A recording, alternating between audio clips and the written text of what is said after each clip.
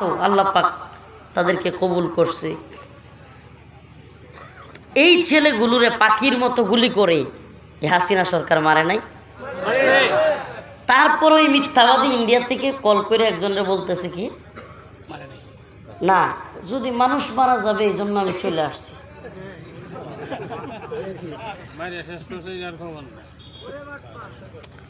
আপনারা হাসতেছেন, মানুষ কি পরিমাণ সাইকো, মানে কি পরিমাণে সাইকো মেন্টালিটির হলে এই ধরনের কথা বলতে পারে, কি পরিমাণ। আপনারা একটা ইয়া বলি, আপনাদেরকে অবাক হয়ে যাবেন শুনলে। জিয়াউল হাসান একজন ডিজিএফআই কর্মকর্তা, ঘুমের প্রধান কারিগর ধরা গেছে। ওর একটা হালত বলবো, আমি একাধিক ঘুমের শিকার অনেক ভাইদের কাছে, আমি নিজেও তো আয়নাগরের মতো রুম কবর সেলের মধ্যে ছিলাম, তো আমি এদের হালত বলি, আমি যদি দেখাই কি বলবো। জিয়াউল হাসান এমন মেন্টালিটির সাইকোপ্যাথ মানুষ, মানে এদেরকে এই যে মনে করেন, আল্লাহ মাফ করুক মুরব্বীরা এখানে আছে, দেখাইতে পারবো কিনা, কোরআন শরীফ নাই তো না, একটু দেখাবো আমি। মনে করেন এই যে এইভাবে পাটা রাইখা এইভাবে হেলান দিয়া এইভাবে সিগারেট খাইতে খাইতে, কিরে তুই কি করতেছিস কি বলতেছিস, ঠুস করে গুলি করে দেয়। মানে কি পরিমাণে সাইকো আপনি বুঝেন। মানে পায়ের উপর পা তুইলে এইভাবে টেবিলের উপরে সিগারেট খাচ্ছে, গল্প করতেছে, হঠাৎ করে একজনকে গুলি করে দিচ্ছে। মানে মানুষটাকে কিন্তু মেরে ফেলছে সে। মানুষটা গুলি করার পর একটা মানুষের যে শব্দ হয়, এটা বিশেষ করে ইকরাম যখন মারা গেছে, ওই যে কক্সবাজারের একজন কমিশনার, এই ভিডিওটা খুব ভাইরাল হয়েছিল। ওর মেয়ে চিৎকার করে ওর স্ত্রী কান্না দিচ্ছে, আল্লাহ আল্লাহ এরকম একটা আওয়াজ, এটা কিন্তু খুব ভাইরাল হয়েছিল। শুনছেন কেউ? ওর গুলির আওয়াজটা কিন্তু ওই কল রেকর্ডে শোনা যাচ্ছিল ইকরামের। গুলি করার পরে মানুষ যখন দম, সবচাইতে বেশি আমি একেবারে কারগুজারি, যারা দেখছে শুনছে, যারা ভুক্তভোগী, এদের কাছ থেকে শুনে বলতেছি, মানে মৃত্যুর ক্ষেত্রে সবচাইতে কষ্টের হলো গুলি করে যারা, আর সবচাইতে সহজ হলো জবাই করে যাদেরকে মৃত্যু। তো গুলি করার পরে অনেক সময় মৃত্যুবরণ করতে চায় না এই সাইকোরা, এই ডিজিএফআই কিংবা এই সিটিটিসি বা এই সাইকোপ্যাথরা, এদের মানসিক ভারসাম্যহীন, এরা এমনও করছে যে দম যাইতেছে না, পাড়া মাইরা গলায় ধরে রাখতো। কি পরিমাণ সাইকো এরা,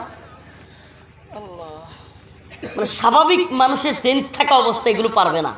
এজন্য আপনারা মানে জানেন কিনা, যাদেরকে দিয়ে কবর থেকে লাশ তুলে, অনেক সময় লাশের তদন্তের জন্য কিন্তু লাশ তুলতে হয়, তখন এদেরকে প্রশাসন নিজের আমোদ খাওয়ায়।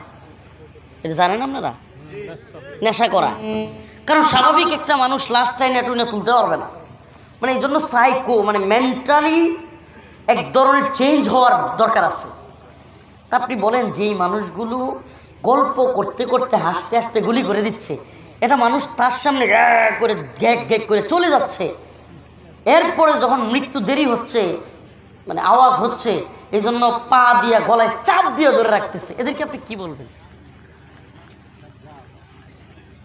ভাষা নাই বলার। মেন্টালি এরা সিক, সাইকো, মানে এদের মানসিক বেকারগ্রস্ত হয়ে গেছে। মানে সাধারণভাবে একটা মানুষের আল্লাহ পাক যে মানবতা, আল্লাহ পাক ফিতরা যেটাকে বলে, অন্তর থেকে মানুষের প্রতি মানুষের দরদ ভালোবাসা, দেখবেন অন্য মানুষ কান্দেও নিজের কান্দায়া পড়ে। একজন আরেক বাড়িতে মারা গেছে, তার পরিবারের কেউ কাঁদতেছে, আমার অনেক সময় কান্না এসে পড়ে। এদের ওইটা নাই, শেষ। ওই জায়গাটা ওরা মেরে ফেলছে। হাসিনা ওই জায়গাটা মেরে ফেলছে, তার ওই জায়গাটা ভিতর থেকে, ওই জায়গাটা। এই মহিলা মানে পৃথিবীর ইতিহাসে আমার যেটা মনে হয় যে পৃথিবীর ইতিহাসে যদি শ্রেষ্ঠ অভিনেত্রী থাকে, মানে অভিনয়ের জন্য, মানে মানুষকে দেখানোর জন্য কান্না, এই মহিলা ফার্স্ট হবে। কান্নার জন্য বা লৌকিকতার জন্য যদি নোবেল দেওয়া হইতো, ওরে দেওয়া দরকার ছিল। ভাই, শত শত মানুষকে গুম করে হয়েছে, খুন করা হয়েছে, তাদের দয়া মায়া নাই। ওই কখন কোন দল কারে পুইরা মারছিল, 2-4টারে ঠুকাই আইনা, কারে কে গ্রেনেড মারছিল একটু পুইরা গেছে। যখনই তাই সে যাদেরকে গুম করছে তাদের বিষয়গুলো আসতো, যাদেরকে সে খুন করছে, গুম করছে, তাদের আত্মীয় স্বজনরা আন্দোলন করতে চাইতো, তখনই আর কয়েকটারে আইনে হাজির করতো। সে হাজির কইরা সেগুলোর নিয়ে টিস্যু দিয়ে মুখ মুছত, কাঁদত। দেখছেন এগুলো? মানে আমি এই কথাগুলো বলতাম না, বলছি এই জন্য ভাই, আল্লাহ কোরআনে বলে দিচ্ছেন অনেক আগে, ওয়ামিনান নাস মান ইয়াকুলু আমান্না বিল্লাহি ওয়া বিল ইয়াউমিল আখির ওয়া মা হুম বিমুমিনিন।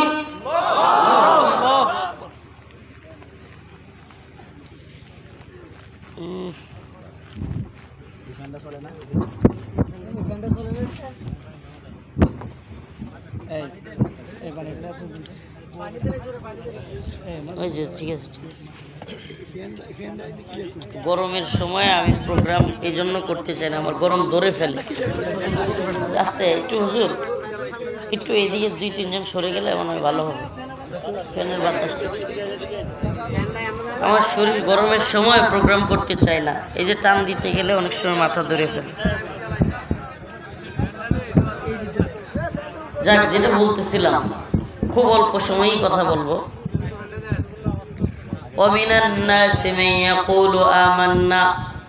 এরা মানুষের সামনে গিয়ে বলে আমি ইমানদার, আমি তাহাজ্জুদ পড়ি। গল্প শোনেন নাই? শত শত আলেমরে গ্রেফতার করতেছে, রিমান্ডে নিচ্ছে, তবুও তার তাহাজ্জুদের গল্প বন্ধ হয় না। এক চেয়ারম্যানে কুড়িগ্রামে এই গল্প বলতে গিয়া জনগণ জুতা নিয়ে দাঁড়ায় গেছিল। হাজার হাজার মানুষ, হাজার হাজার মানুষ। ওই চেয়ারম্যান সাহেব কুড়িগ্রাম মাহফিলে, আওয়ামী লীগের চেয়ারম্যান আর কি, আপনারা এই ভিডিও দেখছেন কিনা, হে দাঁড়ায় গেছিল। আমাদের নেত্রী তাহাজ্জুদ পড়ে, এই পরে সেই পরে। আমি যখন পাশে বসে আছি, এই গল্প মানুষ তো আর ভালো লাগতেছে না। মানুষ কি করছে, অনেকগুলো জুতা নিয়ে দাঁড়ায় গেছিল। আমি বলছি, চেয়ারম্যান সাহেব, এত বড় বড় আলেম বন্দি, তাদেরকে সায়রা দিতে বলেন আপনার নেত্রীর, এত তাহাজ্জুদের গল্প বললেন না। এখন এরা তাহাজ্জুদের গল্প আমাদেরকে অনেক শোনাইছে। আমাদের এক হুজুর, আল্লাহর বান্দা, বরিশালে বাড়ি, ঢাকায় হুজুরের কাছে পড়ছি, নাম হাসনাইন সাহেব, খুব ভালো মানুষ, আমার হেফজখানার জীবনের ওস্তাদ। হুজুর আমাদেরকে একটা গল্প শোনাইছিল। এরা আমার বন্ধু আছে, হুজুরের কাছে পড়ছে, মাসুদ। তো হুজুর বলতেছে যে ফজরের নামাজ পড়তে গেছি, শীতের দিন, আমার শ্যালক মানে বউয়ের ভাই আর কি, আমার শালা ও আমার একটা বিদেশ থেকে শাল পাঠাইছে, দামি, খুব দামি সুন্দর একটা শাল পাঠাইছে। শাল শীতের দিন পইরা গেছি, মসজিদে যাব কুয়াশার মধ্যে, হঠাৎ করে এতটুক লম্বা একটা নিয়ে আমার এটা ধরছে, ধরে কয় হুজুর যা আছে সব দিয়ে দেন। হুজুর কয় বেড়া আমি নামাজ পড়তে আইছি, আমার তো এই শাল ঢাকায় দেখতেছস, এছাড়া আর কিচ্ছু নেই, হুজুর এটাই দিয়ে দেন। খুব পছন্দ হয়েছে বিষয় জিনিসটা, আসলে দামি, জিনিসটাও দামি, তো নিয়ে নিছে। এখন হুজুর স্বাভাবিকভাবেই শালা শ্বশুর বাড়ির থেকে একটা জিনিস দিলে এটা তো একটা বিষয় আছে, বুঝেন নাই? তো এখন এই জিনিসটা নিয়ে গেছে, হুজুরের মনটা একটু খারাপ হয়েছে।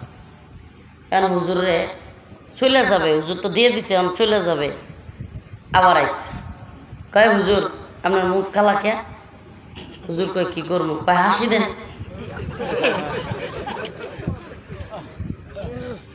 পরে হুজুর কয় আমি হাসবো কেমনি, হাসি কি আর আয়ে? পরে আবার যখন চাক্ষু ধরছে, তখন আমি কি করবো আর?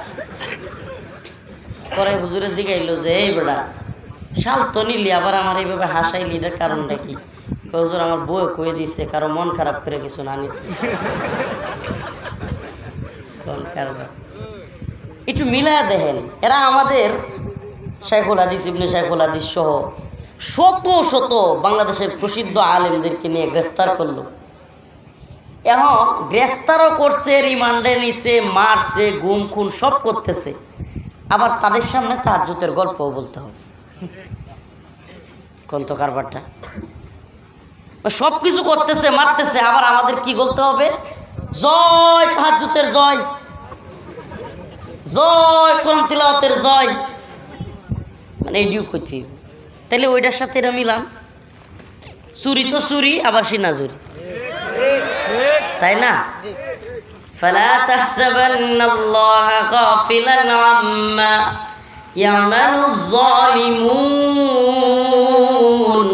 সুবহানাল্লাহ। আল্লাহ কয়, হে জালেম, তোমার জুলুমের ব্যাপারে আমি আল্লাহরে কি গাফেল মনে করো নাকি? আমি আল্লাহ দেখি না? আরে ফেরাউন নমরুদরে হাসিনার চেয়ে আল্লাহ বেশি সময় দিছে। আপনি এটা জানেন না? আপনারা সবাই অনেক হতাশ হয়ে গেছিলেন। আরে অনেকের মনে এমন ছিল যে এটা কি চেঞ্জ হওয়া সম্ভব? অসম্ভব। আল্লাহ মাফ করুন। কিন্তু আল্লাহর কাছে কি হ্যাঁ কোনো পাওয়ার আছে? আচ্ছা, একজন মানুষ বাথরুমের সিটকারি যদি পিছন থেকে লাগাইয়া দেওয়া হয় বাহির থেকে, ও তো বাথরুমে চিল্লেই মারা যাবে। এই তো মানুষের পাওয়ার। কি কন? আমার কথা বুঝতেছেন? আর যদি দুইটা জামাল গুঁড়া খাওয়াইয়া দেওয়া যায়, এই মানুষ বিস্তার থেকে উঠতে পারবো? পাতলা বায়ানা শুরু হইতে হইতে শেষ। তো যেই মানুষ এই পাওয়ার, ও পৃথিবীর প্রেসিডেন্ট হোক, তথাকথিত জাতিসংঘের প্রধান হোক, আমেরিকার প্রধান হোক, ভারতের প্রধান হোক, ইসরায়েলের প্রধান হোক, কিংবা হাসিনা হোক, জো বাইডেন হোক, নরেন্দ্র মোদী হোক, কিংবা নেতানিয়াহু হোক, সে যেই হোক, আসলে তার পাওয়ার আর কতটুকু? সুপার পাওয়ার স্রেফ আল্লাহ। সুবহানাল্লাহ। আল্লাহর পাওয়ারের সামনে এদের কোনো খাওয়া আছে? কথা কয় না, খাওয়া আছে? এই জন্য বলি প্রিয় ভাই, দেখেন আল্লাহ অন্য আয়াতে কি কয়। এই সূরা বাকারার এই অংশেই আল্লাহ পাক একটু পরে এদের চরিত্র আরো বর্ণনা করতেছেন। একটু মিলাইয়া দেখেন। আল্লাহ পাক তো এটি অনেক 1500 বছর আগে আল্লাহ রসুলের কাছে কোরআন পাঠাইছেন, প্রায় 1500 বছর। ওয়াইদা কিলা লাহুম লা তুফসিদু ফিল আরদ, আল্লাহ যখন বলতেছে যে যখন তাদেরকে বলা হয় লা তুফসিদু ফিল আরদ, তোমরা জমিনে ফাসাদ তৈরি করো না, জমিনের মধ্যে বিশৃঙ্খলা করো না, যখন এটা তাদেরকে বলা হয়, এই দলের লোকেরা যারা এই তাহাজ্জুদের গল্প, আমরা ইমানদার এই গল্প বলে, আল্লাহ কইতেছে, তখন এরা কয় ক্বালু ইন্নামা নাহনু মুসলিহুন, আরে আমরা তো সবচেয়ে বড় শান্তি সমাবেশকারী। মিলাইতেছেন? শান্তি সমাবেশ। আরে আদে কি বলে আমাদেরকে? ওয়াইদা কিলা লাহুম লা তুফসিদু ফিল আরদ, তোমরা জমিনে ফিতনা সৃষ্টি করো না, ফাসাদ বিশৃঙ্খলা সৃষ্টি করো না, মারামারির পরিস্থিতি সৃষ্টি করো না। খারাপ কয় ইন্নামা নাহনু মুসলিহুন, আমরা সবচেয়ে বড় শান্তি সমাবেশকারী।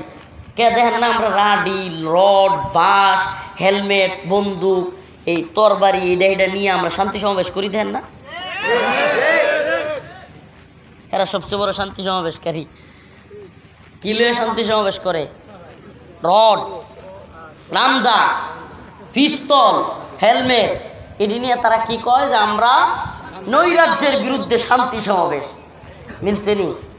আল্লাহ কইতেছে ওয়াইদা কিলা লাহুম, যখন তাদেরকে বলা হয় লা তুফসিদু ফিল আরদ, তোমরা জমিনে কি করো না, ফিতনা সৃষ্টি করো না, এরা কি করে? ক্বালু ইন্নামা নাহনু মুসলিহুন, আরে আমরাই সবচেয়ে বড় শান্তি সমাবেশকারী। কি কইতেছেন আমাদেরকে? আল্লাহ বলে আলা ইন্নাহুম হুমুল মুফসিদুনা ফিল আরদ, জেনে রাখো এরাই হলো সবচাইতে বড় ফিতনা এবং ফাসাদ সৃষ্টিকারী। এরা কি হেলমেট লইয়া, রামদা লইয়া, রড লইয়া শান্তির লাগি যায় না অশান্তির লাগি? আপনি কল্পনাও করতে পারবেন না, হাসিনার ছাই মনোভাব একেবারে স্থানীয় আওয়ামী লীগ ছাত্রলীগের মধ্যে ঢুকছিল। কঠিন অবস্থা। এদের মনের মধ্যেও মানুষের প্রতি মায়া দয়ার কোনো বালাই ছিল না। এখন সব তো ঠিক, খুব ভালো লাগতেছে, মাশাআল্লাহ। কিন্তু একটা কথা আমি প্রায় প্রোগ্রামে বলতেছি, আবারও বলি,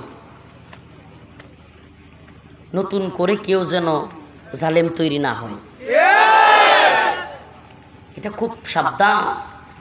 এদের কাজগুলো দিয়ে আল্লাহ শিক্ষা দেয়, শিক্ষা যদি তুমি না দাও লাত্তি তুমিও খাবা। এটা খুব কঠিন বিষয়। আল্লাহ পাক শিক্ষা দেন মানুষকে। আপনি কল্পনা করতে পারবেন 15 দিন আগে কেউ মাথায় ন্যূনতম চিন্তাও করছে হাসিনা এইভাবে পালাইব? এ কইতেছে হুজুর কইছে একদিন আগে, বাস্তব কল্পনাও করছেন? এটা কে জানতো? সুবহানাল্লাহ। আল্লাহ তো জানে আমি 15 দিন দিব না 15 বছর দিব। আসলে আমার যেটা মনে হয় যে আমরাই পরিবর্তন হই নাই। ইন্নাল্লাহা লা ইউগাইয়িরু মা বিকাউমিন হাত্তা ইউগাইয়িরু মা বিআনফুসিহিম। আল্লাহ বলছে যে জাতি যতক্ষণ নিজেরা পরিবর্তন না হয় আল্লাহ ততক্ষণ তাদেরকে পরিবর্তন দেন না। তা আমার মনে হয়েছে যে আল্লাহ আমরা পরিবর্তন হয়েছি মাইটের খায়া কিছুটা, মানে আপনি কল্পনা করতে পারবেন, আপনি হাসিনার পতন বাদ দেন, আপনি কি বাংলাদেশের ইতিহাস দেখছেন এইভাবে বুক পাইতে দেওয়ার? ছোটো ছোটো পোলাপান গিয়া পুলিশে ঘুষি মারতেছে, আপনি দেখছেন জীবনে? এটা অনেকটা ফিলিস্তিনের কাহিনী হয়ে গেছে। সুবহানাল্লাহ। ফিলিস্তিনে যেমন ইসরায়েলিরা গুলি করতে আসলে ছোটো ছোটো বাচ্চারা পাথর নিয়ে দৌড়ায়, মারবে কিনা ওর ভয় নাই। বাংলাদেশে এই হালত হয়ে গেছিল। ওয়াল্লাহি আমি এই উম্মার জাগরণ নিয়ে স্বপ্ন দেখি, আমি হাসিনার পরিবর্তন নিয়ে স্বপ্ন দেখি না। আমি স্বপ্ন দেখি এই মানসিকতা, যে জাতি বন্দুকের নলের সামনে দাঁড়াইতে পারে এ জাতির সামনে কোনো জালেম টিকতে পারে না, পরবর্তীতেও কোনো জালেম আর সাহস করবে না। আপনি কি এটাও চিন্তা করতে পারছেন? পুলিশ, আল্লাহ মাফ করুক কথাটা, পুলিশ অনেকটা ক্ষুধা দাবি করে বসছিল নিজেদেরকে, এমন অবস্থা এরা নিজেদেরকে রবের আসনে বসাই ফেলছিল, মনে করতো তারা যা মন চায় তাই করতে পারে। মানে যারে মন চায় ধরো, মারো, গুম করো, খুন করো, আরে বাবা এই অবস্থা। আল্লাহ পাক কি করলেন? সুবহানাল্লাহ। এই 1 মাসের ভিতরে অবস্থা এমন হয়েছে, বিশেষ করে শেষ 10 দিনের আন্দোলনে এরা নিজেদের পোশাক পুইরা ঘর থেকে বাইরেতে ভয় পায়। হাই সুবহানাল্লাহ। একটা সশস্ত্র একটা প্রশাসনিক পাওয়ারকে থানায়, নিজেদের নিরাপত্তা নাই, থানায় দৌড়ে দৌড়ে থানায় মেরে ফেলতেছে। আল্লাহ পাক কি না পারে, সুবহানাল্লাহ ওয়া বিহামদিহি। মানে পুলিশ ওসি এমন অসংখ্য ওসির কথা আমি জানি, পোশাক ব্যাগের ভিতরে বইরা রাস্তায় বেরিয়ে। আপনি কি কইবেন? আল্লাহ কি না পারে, সুবহানাল্লাহ। হুয়াল আউয়াল ওয়াল আখির ওয়াল যাহির ওয়াল বাতিন ওয়া হুয়া বিকুল্লি শাইইন আলীম।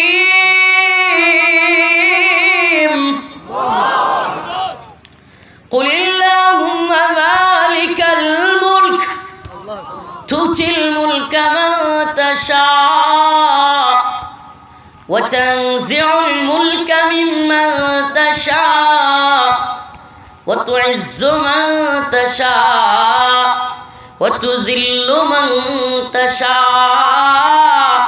বিয়াদিকাল খায়র ইন্নাকা আলা কুল্লি শাইইন কাদির। তাবারাকাল্লাযী বিয়াদিহিল মুলক ওয়া হুয়া আলা কুল্লি শাইইন কাদির। সুবহানাল্লাহ। আল্লাহু লা ইলাহা ইল্লা হুয়াল হাইয়ুল কাইয়্যুম। সুবহানাল্লাহ। উনার সামনে কোনো পাওয়ার আছে নাকি? ওই পাওয়ারে বিশ্বাসী যারা, এদেরকে কোনো পাওয়ারের ভয় দেখায় লাভ নাই। সুবহানাল্লাহ। উনি নিজে বলতেছেন তুতিল মুলকা মান তাশা, আমি যারে মন চাই ক্ষমতা একটু দেই আর কি, একটু, এটা এই ক্ষমতা কিচ্ছু না। ওয়া তানজিউল মুলকা মান তাশা, মন চাইলে আবার লয়ে যাই। ওয়া তুইজ্জু মান তাশা, আমার মন চাইলে ইজ্জত দেই। ওয়া তুযিল্লু মান তাশা, আবার মন চাইলেই পলায়নের মতো অবস্থা তৈরি করি। সুবহানাল্লাহ। বিয়াদিকাল খায়র, সমস্ত কল্যাণের মালিক আমি। ইন্নাকা আলা কুল্লি শাইইন কাদির, সমস্ত শক্তির মালিকও আমি, সমস্ত শাই, কুল্লু শাই, সব কিছুর মালিক আমি। সুবহানাল্লাহ। হুয়াল আউয়াল ওয়াল আখির, তিনি প্রথম, তিনি শেষ। ও যাহির, তিনি প্রকাশ্য। ওয়াল বাতিন, তিনি গোপনে। সকল শক্তি উনার। সুবহানাল্লাহ, সুবহানাল্লাহ। ইমানি হালত আমাদের আল্লাহর উপর আস্থা ভরসা এমন হওয়া উচিত যেন বন্দুকের নল সামনে আসলেও আমার অন্তরে আল্লাহর ভয় আসে, বন্দুকের ভয় নয়। সুবহানাল্লাহ। তো এই জন্য প্রিয় হাজিরিন, যেটা বলতেছিলাম, নূপুর শর্মা নামক এক কুখ্যাত নরপিশাচ মহিলা ভারতে যখন রাসূলুল্লাহ সাল্লাল্লাহু আলাইহি সাল্লামকে নিয়ে কটূক্তি করলো, বাংলাদেশে প্রত্যেকটা থানা পর্যায়ে, ইউনিয়ন পর্যায়ে আওয়ামী লীগের পক্ষ থেকে নির্দেশনা গেল, সাবধান, এই ইস্যুতে কোনো আন্দোলন করা যাবে না। পারছে? বাংলাদেশে একটা থানা দেখাইতে পারবেন যে নূপুর শর্মা ইস্যুতে কোনো থানার ইউনিট আওয়ামী লীগ প্রতিবাদ করাইছে, প্রতিবাদ জানাইছে? তাইলে কি বোঝা যায় যে দলের ধর্মই তার ধর্ম, নেতার ধর্মই তার ধর্ম, নেত্রীর ধর্মই তার নিজস্ব কোনো ইমানই নাই। আস্তাগফিরুল্লাহ। আপনি বুঝতেছেন? ইমান কুফুরের মাসআলা। প্রশ্নটা ইমানের, প্রশ্নটা রাসূলের। আমার রাসূলকে কটূক্তি করেছে, যেখানে রাসূল নিজে বলতেছেন মান সাব্বা নাবিয়্যান ফাকতুলু, মান সাব্বা নাবিয়্যান ফাকতুলু, যে আমার রাসূলকে গালি দিবে তার শাস্তি আর কিচ্ছু নাই, একটাই শাস্তি, কল্লা থেকে মাথা আলাদা করে দিতে হবে। সুবহানাল্লাহ। এই ক্ষেত্রে হানাফি, শাফিঈ, মালিকি, হাম্বলি, বেরলভী, অমুক তমুক কি কয়, সব একমত, সমস্ত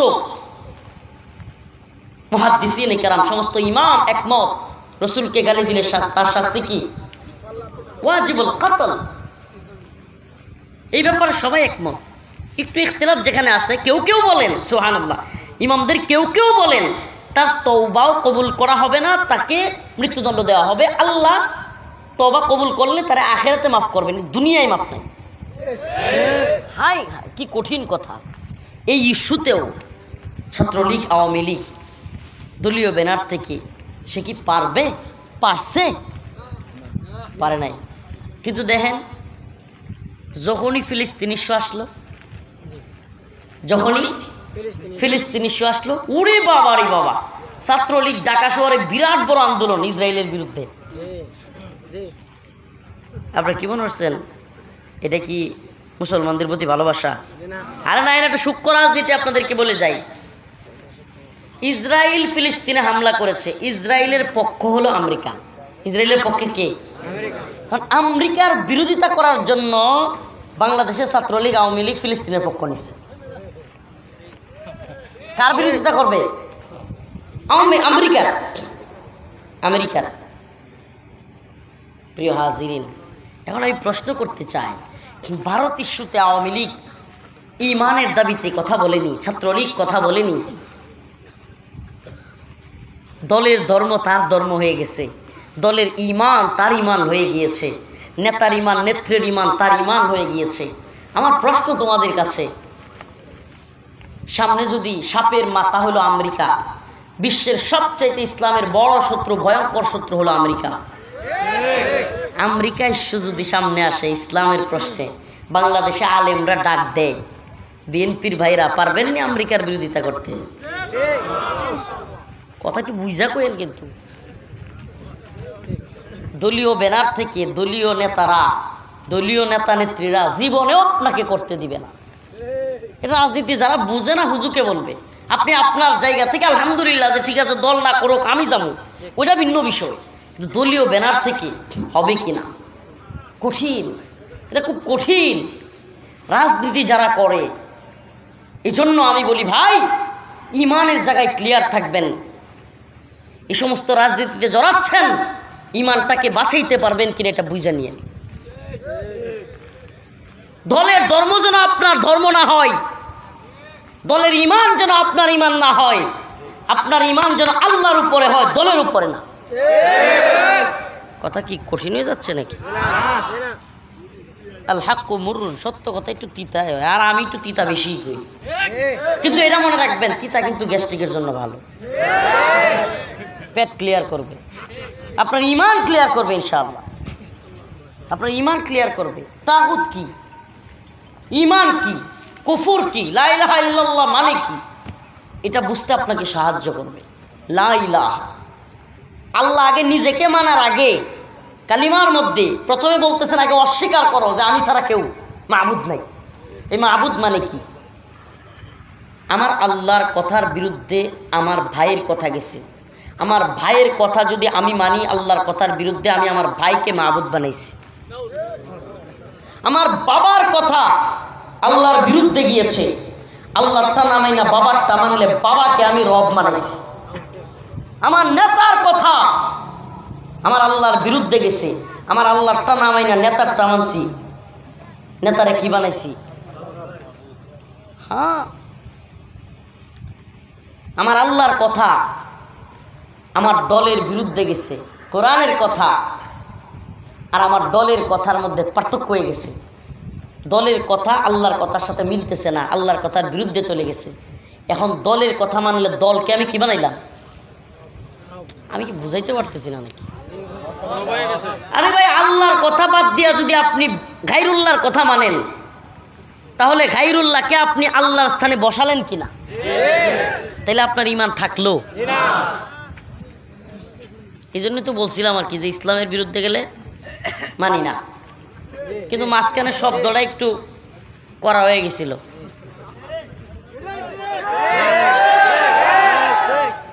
কিন্তু ঈমানের দাবি কিন্তু এটা, যে ইসলামের বিরুদ্ধে গেলে আমি আমার ভাইকে মানি ইসলামের পক্ষে থাকলে, আমি আমার বাবাকে মানি ইসলামের পক্ষে থাকলে, আমি আমার নেতাকে মানি ইসলামের পক্ষে থাকলে, আমি আমার উস্তাদকে মানি ইসলামের পক্ষে থাকলে, আমি আমার পীরকে মানি ইসলামের পক্ষে থাকলে, আমি আমার দল করব ইসলামের পক্ষে থাকলে।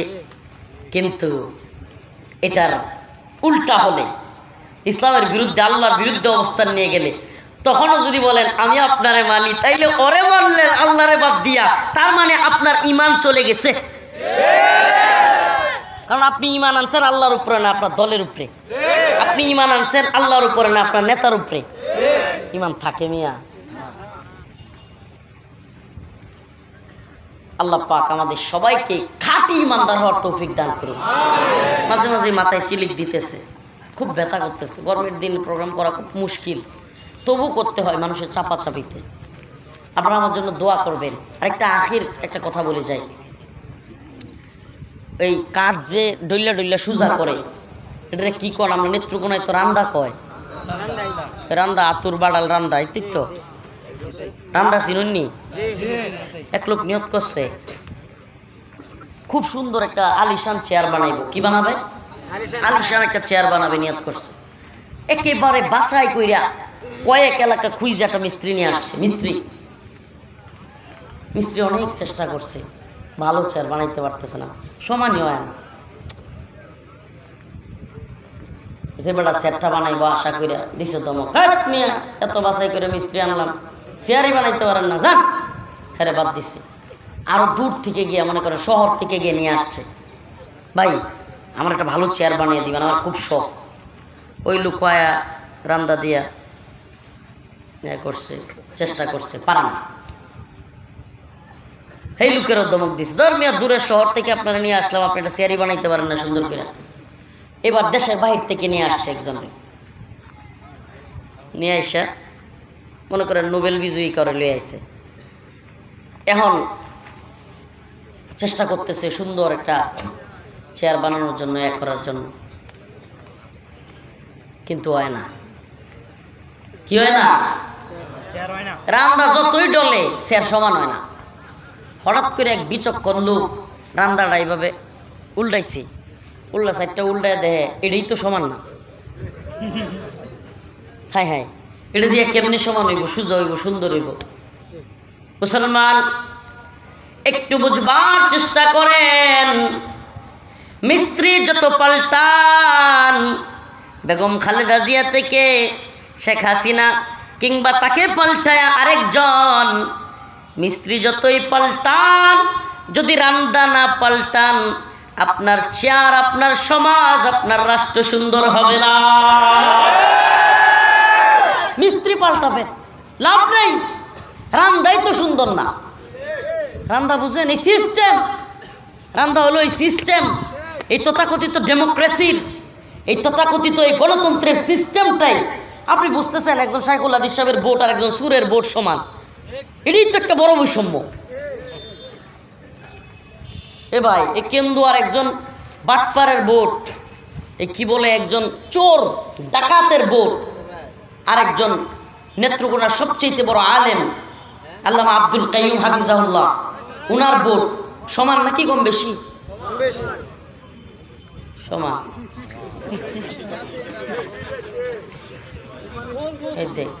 গণতন্ত্র কি কয়? হুজুরে ভোট দিলে মনে হয় দুইটা হয়ে যাবো গা, না সমান? চিন্তা করছেন কখনো এইভাবে ভাবছেন? তাইলে তো একটা সমাজে যদি গাঞ্জাখোর বেশি হয়, সব গাঞ্জাখোরে মিললে এক গাঞ্জাখোরে নেতা বানায় বই থাকবো। আমার বুড়ের মান এক সুরের বাটপাড়ের বুড়ের মানও সমান। তো আমি ভোট দিয়া একটাই হবে, ওই বাটপাড়ে ভোট দিয়া গাঁজাখোর, মদখোর, নেশাখোর, চোর, ডাকাত, ও ভোট দিয়াও একটাই হবে। তখন এরা কি চিন্তা করবে যে নিরাপদে গাঞ্জা খাওয়ার জন্য একটা গাঞ্জাখোর নেতা দরকার। বাহ, হইতেও তো আছে তাই। আমাদের সমাজে সবচেয়ে বিজ্ঞ, সবচেয়ে তাকওয়াবান, সবচেয়ে মুত্তাকি মানুষটা মনে হয় নেতা। ভাই, এই রান্দাটা চেঞ্জ করতে হবে। এই তন্ত্রমন্ত্রের পথে ন্যায়, সাম্য, ইনসাফ কায়েম হতে পারে না। এই রান্দাটা চেঞ্জ করে কোরআন আনতে হবে। সুবহানাল্লাহ। কি আনতে হবে? কোরআন সুন্নাহ অনুযায়ী রাষ্ট্র ব্যবস্থা ব্যতীত আব্রাহাম লিঙ্কনের প্রণীত, জর্জ রসু আনিত এই গণতন্ত্র দিয়া কখনো দিন প্রতিষ্ঠিত হয়নি। পৃথিবীর ইতিহাসে 1 ইঞ্চি ভূমিতে ইসলাম প্রতিষ্ঠা হয়নি, দিন বিজয়ী হয়নি, হবে না। লিখে রাখেন, লিখে রাখেন, হবে না। একটাই পথ কোরআন বলে দিচ্ছে, একটাই মত, দাওয়া এবং জিহাদ। সুবহানাল্লাহ।